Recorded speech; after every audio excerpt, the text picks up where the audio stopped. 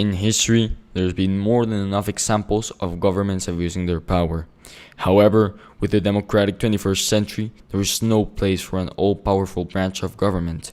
So to further understand one of the most important branches of a government, let's dive into the legislative branch of one of the most substantial world power, the United States of America. So, what is the United States Congress? Well, first of all, the Congress is divided into two parts, the Senate and the House of Representatives. They're both located in Washington, D.C., the nation's capital. The Founding Fathers designed a check and balances system inside the U.S. government to ensure that no one branch of government would grow too powerful. So, let's go ahead and start with the U.S. Senate. The Senate is made up of 2 senators per state, accounting for a total of 100 senators. To be a senator, one must be at least 30 years old, have been a U.S. citizen for 9 years, and live in the state they represent.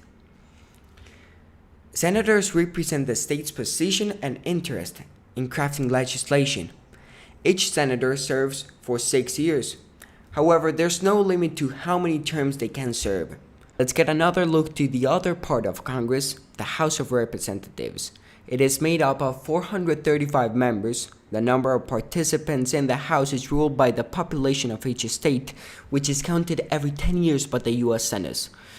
For example, California has 53 representatives, while the state of Montana, which has a much lower population, has only 1. Each member can only serve 2-year term. The intention of the Founding Fathers was that the House would stay close to the people, while the Senate would have some place in order to be more deliberate body. The Senate is much different from the House of Representatives. Only can they confirm presidential nominees, accept treaties, but only can the House write bills that spend money. And the procedure of this body requires the Senate and the House to pass a law independently before it is presented to the government. The two bodies convene and create a merged version. Now, we can't forget that there are 3 branches of government. And to be able to deeply understand how the legislative works, we must look on how it interacts with the other 2 branches of government. So let's go ahead and look at the executive branch and their interactions.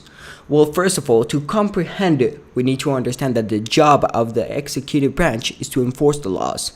But the president also has the power to propose and veto laws, which forces him to work with the Congress to pass the laws he wants.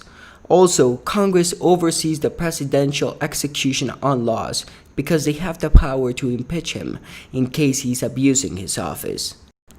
Now, since the job of the judicial branch is to interpret the laws, it can overrule the decisions that the other 2 branches make by deciding if a law is constitutional or not.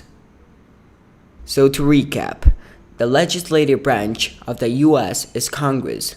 Congress is made up of the House of Representatives, which has 435 members, which are chosen based on population of each state. The other side is the Senate, which is made up of 2 senators per state with a total of 100 members. The job of Congress is writing laws, declaring war, approving treaties, and confirming presidential appointments. Also, they have the power to impeach presidents. They are fundamental parts of the operations of the United States.